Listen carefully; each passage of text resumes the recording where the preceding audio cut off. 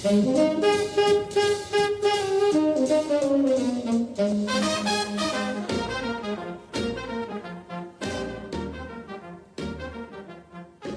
podcast is an invitation to feel and experience the souls of famous old Hollywood homes and to have an in-depth journey to the areas where they're located through interviews with longtime residents.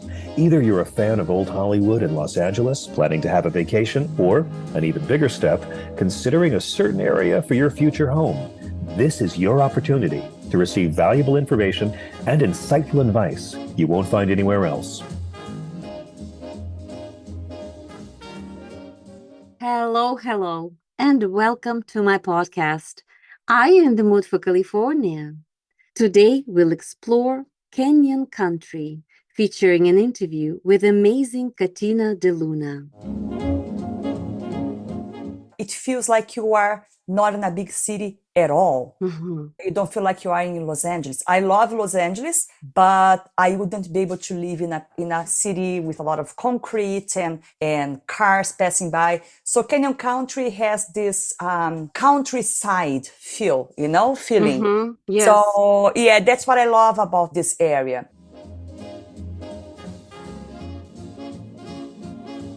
Masha Korpacheva is a California-based realtor and a member of the National Association of Realtors in Los Angeles. She's an advocate for selling and buying homes with soul and practicing mindfulness in real estate.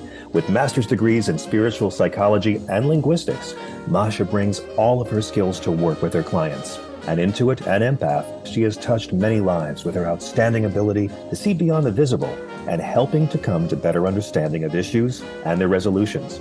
An adventurous world traveler, from climbing Mount Kilimanjaro in Tanzania to exploring the Galapagos Islands, Masha has a particular passion for the City of Angels. Having landed in this paradise and adopted it as her home, she's been sharing old Hollywood stories since 2007.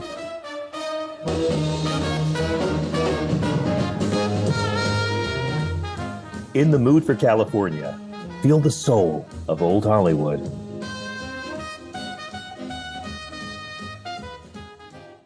And now, are you ready to experience Kenyan country? Nestled in the heart of California's rugged terrain lies a place where names danced like leaves in the wind until Arthur Evans gave it a soul, Kenyan country. Picture a land where valleys stretch and mountains whisper tales of old, not the bustling boulevards of city life, but rustic and serene. Long before highways carved through the landscape, this area was home to the Tataviam people, its history woven with stories of the Tongva, Kitanemuk, and Serrano tribes. With the arrival of Spanish settlers, the valley became grazing lands for the missions, a tranquil haven amidst the wild expanse. Yet, it was the vision of Colonel Thomas Mitchell in 1872 that saw the establishment of the area's first school, Sulphur Springs Elementary, laying the groundwork for a community yet to be. In the late 1800s, the landscape changed hands once more, becoming part of Henry Newhall's vast ranch empire. The Newhall Land and Farming Company, born from his legacy, would shape the destiny of this land for generations to come.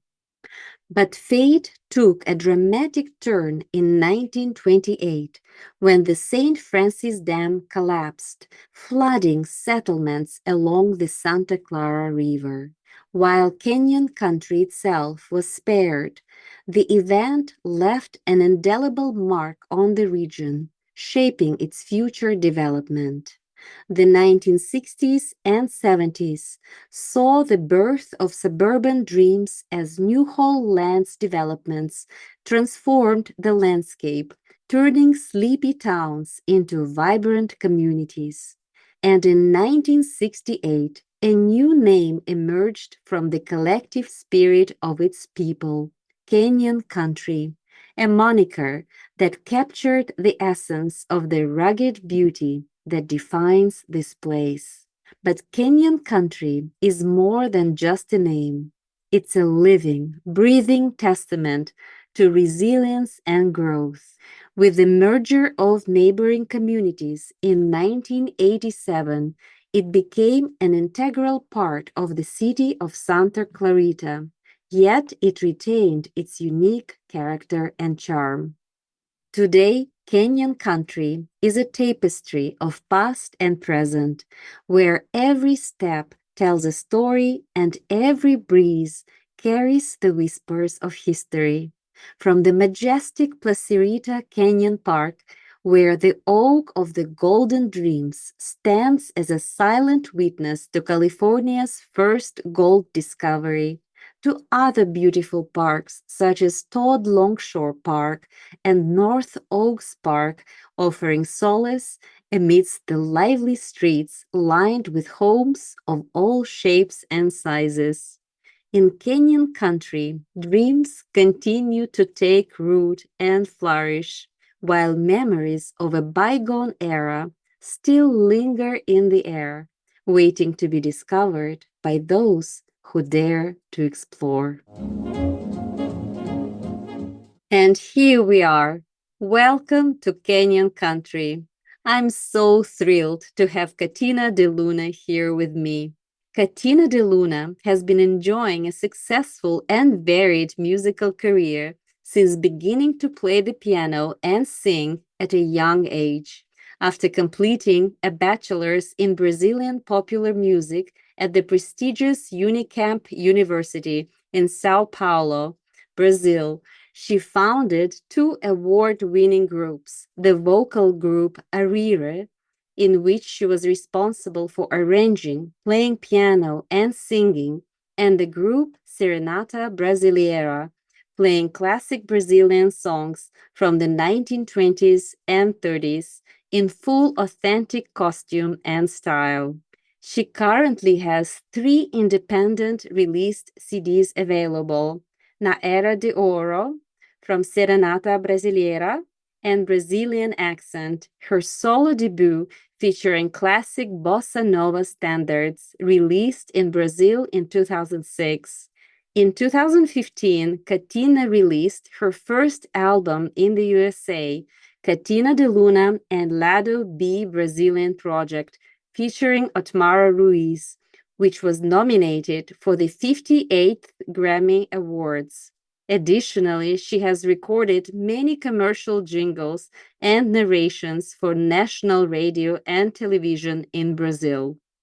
Since she moved to the United States, she served as visiting scholar at University of Illinois at Urbana-Champaign and was offered a tuition waiver to pursue her master's degree in music at Northern Illinois University, and was awarded a grant from the Center for Latino and Latin American Studies at NIU to carry out research on maracatu in Brazil in 2008.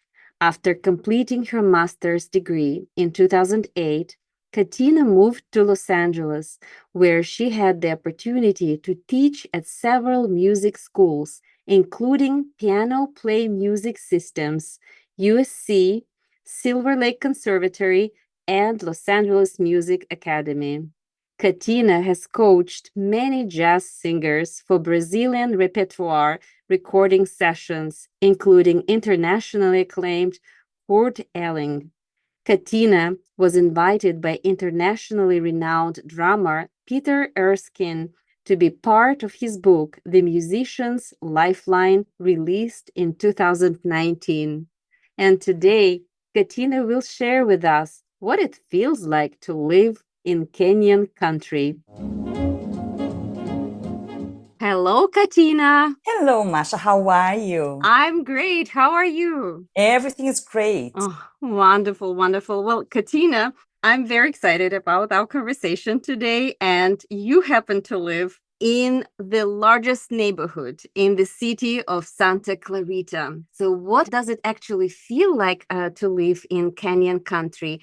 How would you describe it, and maybe what sets this neighborhood apart from others in Los Angeles? Well, what I love about here, it feels like you are not in a big city at all. Mhm. You don't feel like you are in Los Angeles. I love Los Angeles, but I wouldn't be able to live in a city with a lot of concrete and cars passing by. So Canyon Country has this countryside feeling. Mhm. Yes. So yeah, that's what I love about this area. And easy to get around, like when you need to take trips to work or to see your friends. So yeah, what is this location about? How easy it is to access different other parts of Los Angeles? Yes, people, when they look in the map, say, wow, you live so far away. But the reality is, for me, I travel when I have to commute to work. Very rarely I have to commute in the rush hour. So it's pretty fast, actually. I have to drive, put more miles in my car for sure. But time-wise, it's not as bad as people think. So, for instance, I teach in Silver Lake, right? Mhm. The Silver Lake Conservatory of Music. Yes. My commute door to door, it's 35 minutes. That's really fast. It's really fast. So I usually leave 1 hour in advance, 15 minutes before the time that I have to start teaching, because I have to find parking on the street, I have to walk, but it's more than enough. It's plenty of time. I used to live in Van Nuys, Sherman Oaks area, and I was so close to the 405 and so close to the 101. And it would take me like sometimes 20 minutes just to reach the freeway with all the red lights and all the traffic. So I think it's pretty easy actually to commute from here. Again, I usually don't commute in rush hour, rush hour, you can have a hard time, but it's going to be all over Los Angeles. So for me, it's worth it. The extra miles that I put in my car, it's not extra time for me. It's just a little bit of extra miles. You drive more and faster. So you can dislocate a little faster. But for me, it's priceless to be able to get home and live in a cul-de-sac. And that's so close to the freeway, to the 14 freeway. But I don't hear the freeway at all. And I have like stars at night. I look to the sky, I can see stars. We have a lot of wildlife around. I just love it. Oh, that's so beautiful the way you describe it. Wow, so peaceful and nice. It is very peaceful. If I, like walking around here, like going for a walk, it's always so nice. It's so calm. We don't see too many cars passing by. It looks beautiful. We have a lot of parks around. I love this area. I truly love this area. How would you actually describe the vibe or atmosphere of Kenyan country, like in a few adjectives? When you say country, Yes. that's like the vibe, and Kenyan country, it's exactly that vibe. It's very like farm-like lifestyle. And actually on the other side of the freeway, we have some ranches around, people who have horses and like bigger, older houses. So it is pretty calm around here, pretty close to nature. So I think that's the main vibe, if you like to be in the city and find like a more agitated area with a lot of coffee shops and people passing by and setting a table on the street for a restaurant, that's not the place for you, for sure. Yes. If you want like a very calm lifestyle, very safe, very safe. That's a great neighborhood to live. You can get a nice piece of land, and they have a lot of new homes, new constructions, and you can buy a pretty new house, beautiful house, like a nice big house for a fraction of a price that you would be buying in the Valley or in Silver Lake or Hollywood. So it's for someone who wants to live in a house and have privacy and be in a silent neighborhood, that's the place, Yes, it sounds actually perfect for families with children. It is, and they have great schools. Santa Clarita in general. So Canyon Country is part of Santa Clarita, right? Yes. And Santa Clarita is considered one of the safest places. I think in the past, I don't know how it is right now, but in the past was in the United States, actually. It was one of the safest neighborhoods in the United States, and great schools. Great schools. Yes. So if you are raising a family, you have everything for your children here. It's so easy to go around. It's wherever you go, You have parking. If you go to the That's supermarket, important. makes life so easy, right? Yes. So yes, it's a great place to raise families. Sounds like it. Well, Katina, could you maybe please share some of your favorite places or spots in Kenyan countries, such as maybe coffee shops, restaurants, or stores? Well, I love my house. So I love to stay here, but yeah, I love just to stay around and looking at through the window and seeing all the birds around and the bobcats passing by. So when I'm around, I barely go out. But here in Kenyan country, there is a great Italian restaurant actually. Mhm. It took me a few years to find out about that. It's called Piccola Trattoria. Mhm. And it's a great Italian restaurant. It's very nice inside, and food is great. They have great wine, great service. So that's one of my favorite restaurants in this area. Mhm. Stores. I'm not a store person, believe it or not. My favorite store is Home Depot and Lowe's. Oh. I love walking around and nurseries. So, I like to go and see plants and see construction material for a home. I don't know. I am very, but they have, if you go so Kenyan culture, there is not much of of course we have like malls with the main stores, but you don't have like a little corner with coffee shops or like a charming place. You will not find that here. But you are in Santa Clarita. And Santa Clarita, there is a neighborhood called New Hall, which is just, 10 minutes from here. And in New Hall, we have what they call the Old Town New Hall. And it's a very cute pocket of little streets and very charming. Then we have all kinds of stores for clothing and decoration. And we have like a wine tasting from Room by Pucella Winery. So it's very charming. They have an old theater over there. We have libraries all over Santa Clarita, one in Kenyan Country. I love in Kenyan Country the farmers market that they have on Wednesdays. Beautiful. Yes, I love, shopping local, and supporting my community. And of course, they have the best produce and best nuts. You can find everything there. It's a small farmers market. It's not huge in the community center of Kenyan country, but it's like loving people and great produce, great Greek yogurt. You're gonna find everything there. So I love going there on Wednesdays. I think would be my favorite grocery place. I would say my favorite restaurant would be Piccola Trattoria. Yes, Piccola Trattoria. Yes.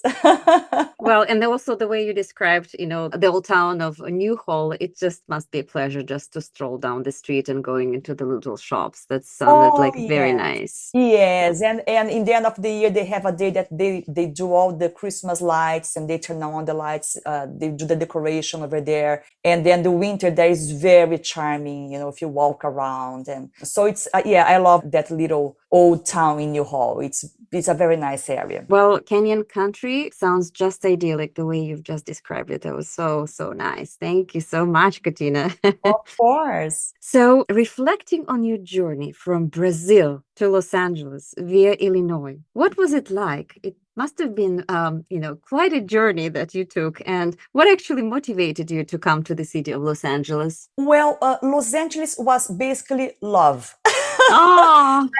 I had never planned to live in such a big city. As you might know by now, by our conversation, I am more like a country girl, right? I love nature. So I was not very interested, although I know that most of the entertainment business is in the big cities. I had never dreamed about living in Los Angeles. But when I met my husband, Otmaro, I had no other choice. He was all settled here for so many years and he was working a lot and there was no other way that, that would be together if he would go to hide in a farm. So I had to compromise, and our first place that we lived was like right at the division between Sherman Oaks and Van Nuys. And over there, I told him, I don't know if I can do this. I don't know if I can live in a place that has so many cars and so many trucks and so many neighbors and so many people around. I think I need a place that we, have more privacy, and I have nature. I need green, I need birds, I need, animals. Yes. So, and then he said, well, let's start looking, because he lived in Santa Clarita for so many years before moving there. He said, let's go there, because my daughter and my stepdaughter, Maya, still lives here in Santa Clarita. I said, let's go close to her and to her mother, and, and you're going to love there. And that's when you start looking for homes in Santa Clarita. And Canyon Country was the place that we found. Sorry, that's my dog. Oh, he yes, wants to participate. And so this is that's one of the reasons that we moved here. And also you realized, as we're looking for homes closer to downtown or to the valley, we realized also that we could buy a much better property in better condition, new, over here with a much bigger space, because we are both musicians. We have we have two pianos, like one is a grand piano, we have another, so many instruments. We needed to make this house also our office and our creative space. So that was one of the reasons that we moved here, because also Los Angeles was not my dream home. Yes, I hear So you. it was a hard transition for me. It was not that easy. And then once I settled here in Canyon County, I said, I can breathe again. I can make it. I can be in Los Angeles. It's fine. Yes. Los Angeles is so diverse. Once you find the right neighborhood, you will just never leave this, city, like this megapolis, because Los Angeles has everything. You just need to find the right thing for you. Exactly. And as you said, it's so big. We have so many. You can pick what fits your lifestyle better to live, and still everything that the city has to offer is accessible to you. Yes. Even if you are a little farther, like a few miles farther from downtown or from Hollywood or from, you still can take advantage of everything that LA has to offer. Exactly, 100%. And my next question to you, Catina, is regarding your work. So as a musician, you have founded and developed award-winning musical groups both in Brazil and in the United States. And what would you say were the challenges and rewards at the same time that you have encountered in such different cultural contexts? And did it inspire you to fuse jazz and traditional Brazilian music in your music style? And how do you actually approach blending these genres in your compositions and performances? I had the idea when I was still in Brazil. I had fell in love with the work of Norma Winston and John Taylor from the ECM record label. And of course, my dream was studying jazz. I was already singing in Brazil, and I was primarily a pianist. I was singing and playing piano there, and I was studying like all the Bill Evans and Keith Jarrett. So I was already in love with jazz, and I already had this dream of mixing, doing something a little bit deeper and more different than what people consider just the fusion of Brazilian music and jazz, because Bossa Nova is already a fusion of that, but I want to go in a way that was a little bit more, let's say, aggressive, a little bit more different, create something new. So my idea of moving here was studying jazz and orchestration and arranging in a deeper way. That's why I moved to Illinois. I got my scholarship over there to do my master's degree. And my master's degree was exactly in that area. Now, of course, that's one thing is what you have in mind about the fusion, and the other thing is shaping that music to become real, right? And then you made a interesting question, because also comes with the cultural challenges and cultural difference. So it's very interesting how you know that you have something different to offer because you come from a different culture, but how you can blend that and be and make sure that this is also becomes universal, that this doesn't become just for a very small community of jazz players or Brazilian jazz listeners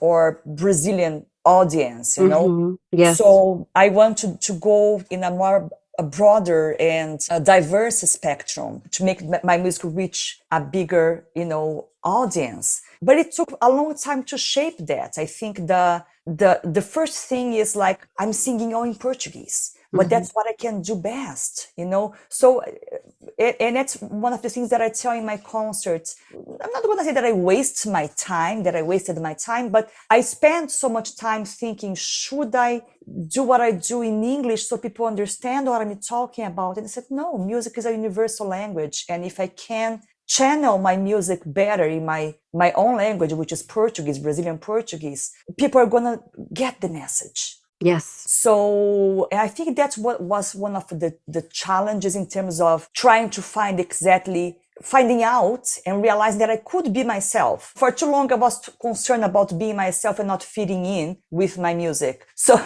and I said, no, just be yourself, just do your thing. And of course, when I met Otmaro and we started working together, he had the same idea of like trying to do something with Brazilian music. He was in love with Brazilian music. And he was also he said, but I want to go beyond. I want to do something different, you know? And I said, please do it, right? And the other thing that I think was a challenge, and it was a challenge because I was also not immature musically, but you know, we are learning. It's a learning curve, it's a learning process. But then when you move to the States, you realize, wow, what I used to do with my music in Brazil, I cannot do here because I'm not surrounded by the same kind of musicians, right? So you have the choice of trying to push and having that same project that I presented in Brazil being presented here by other musicians and having a very different character and a different sound and sounding not what I was expecting to sound, because it's never going to be the same, right? It's a different culture, it's a different music style. And it took me a little bit of time to realize, wow, but those musicians here, they might not be able to offer what the Brazilian musicians could offer to me, but they can offer something completely different and completely amazing. Yes. Other musicians in Brazil might not be able to offer, or not even. I don't even want to talk about culture now, but I want to talk about each person as an individual or as an artist. You know, because even if I take two American guitar players with the same background, you know, each one has a different thing to bring to our music and to offer. So it's learning and validating each musician that you have in your band and allowing them to give their best to your music. And then you build your music and you build your sense of arrangement and repertoire according to what those guys have to offer to you, because everyone has something really amazing and really unique to your music. And that's what makes, I think, my project special to me and to the audience, I believe, because I give space for the musicians to be who they are and to bring their true, you know, music and blending with what I want to do. So it took me a long time to realize that, because when you come from another country, that's all you know, and you're trying to push and trying to do what you are used to do. But then you said, oh, I cannot do this here. So how can I make this work? And I think this was a learning process for me, and a beautiful one. And to know that, understand that everyone can contribute in a different way with what you're doing and bring something very special. Well, Catina, that totally makes sense, because I think that once you step into your own authenticity as an artist, or even as just a person, right, you actually allow others to be authentic as well next to you. It's kind of like invisible and unwritten, I guess, rule. That's how other people will feel next to you. So what you were just sharing, that you're allowing, other musicians who work with you in your band be themselves, they can do it somewhat more freely because of your own authenticity. And I, having recently experienced you in concert, must acknowledge that the first thing that I felt is how authentic you were. And together with Otmaro and with the rest of the band, the performance was so warm, so vibrant, and so delicious. And delicious in a very Brazilian way that felt like a journey to Brazil. Just going to the concert and listening to you perform, it was just an incredible journey. So thank you so much for being who you are. Thank you for your kind words. I'm glad you enjoyed, and I'm glad we could translate that to the audience. I'm happy to know that. You absolutely did. And my next question to you is about your debut album, Catina DeLuna and Lado B Brazilian Project, featuring Otmaro Ruiz. And you guys received a Grammy nomination in 2016. Could you please share some insights into the creative process behind this album and what it means to you to receive such recognition for your work? Yes, the creative process was in this album was a little registering. We were trying to record what had been working in about 8 years, 7 years that we were performing in Los Angeles. Because this project started little by little. We were performing and we were trying to arrange and build the repertoire little by little. And then, wow, it's time to record. Let's have this in a disc, in an album. So the creative process was slow, and I think we were still finding out what we were doing, and it took a little while for us to really build this. And I think that the famous Blue Whale Jazz Club was very important to us because we were performing there all the time, and this was one of the places that we would test our arrangements and build from there. So it was a very interesting and slow process, like a slow cook, you know, process. And it was amazing. And we just decided to record in our home because we had no resources. We did like a fundraising campaign, a crowdfunding campaign, and then recorded from home. So we are not expecting to have any kind of to go so far with this album, right? We're just doing our thing because that's what we believed, that's what we love to do. We're not concerned about following any restrictions in terms of time, length of each track to be played on the radio, or to, we were just like, let's do what we want to do the way we want. So it was not a commercial, it's not commercial at all if you think about like tracks having 8 minutes, 9 minutes, like what radio station can play that, right?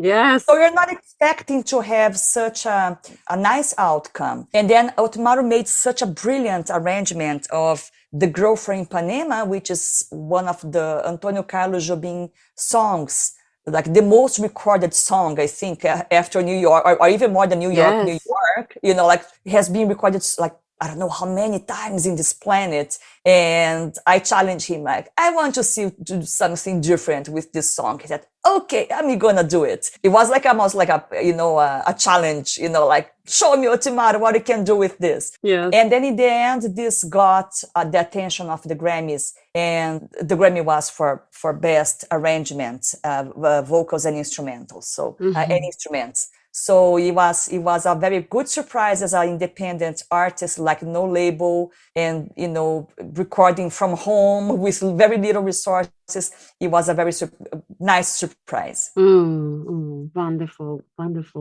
These surprises are the best after such hard work. So, Catina, looking ahead, what are your aspirations for your musical career, and what projects are you currently working on? Well, right now we just finished recording our next album for Lado B Brazilian project. It's a continuation of this first album that had the Grammy nomination. It took so many years, right, to record a new one. We released that one in 2015. Now it's 2024. So it took us a long time to record a new one because it's not easy to do everything on your own. It gets expensive, and we had the pandemic in the middle, and I was so burned out also from so much work. Yeah. That I think we needed both. We need time to, find the proper repertoire, what we really want to do, what it really brings joy, what brings joy to us to work on. So I think we needed the pandemic in this sense, the lockdown in this sense was really good for me to, I want to make music again. I was so tired before, and then, wow, I think it's time. Yes. So that's what we're working on now. It should be coming out soon, the album, we believe 2025. We might have a record label now. So that's why we have to wait a little bit to release this new album, but it's basically ready. And I am very happy with the results. And in terms of aspirations, I don't know. I just want to keep making music. Yes. I don't have any big aspirations. I just want to be able to, I want to have the resources to be able to keep creating, to be able to keep performing, and when I say resources, I mean health, good work, like being able to work, to be able to invest on this project, keep investing on that. And I think that's all we need, is just to be able to, keep making music and create. Correct. Yes, absolutely. Well, Catina, thank you so much for this wonderful and warm conversation. And thank you for sharing your music and your authenticity with the world. And I just cannot wait to experience more of your performing and authentic Brazilian vibe in concert. So thank you so much. Thank you so much, Masha, for having me. It has been a pleasure to talk to you. Bye-bye, Catina. Bye.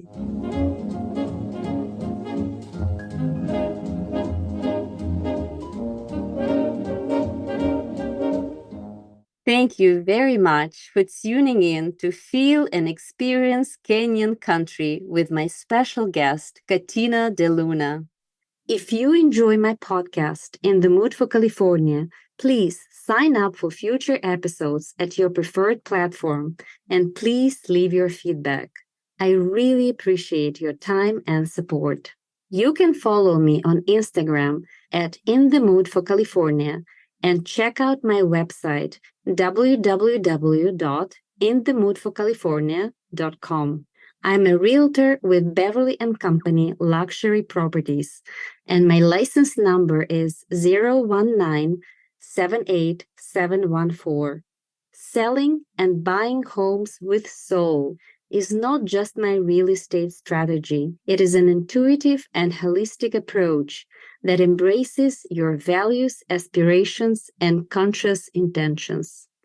If you want to discover the power of mindfulness in your real estate journey with my compassionate guidance, I'm here for you.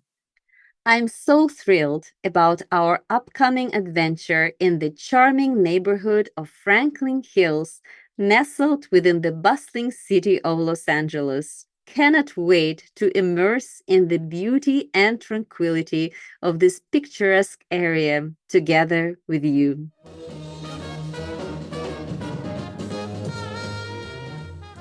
In the Mood for California, feel the soul of Old Hollywood.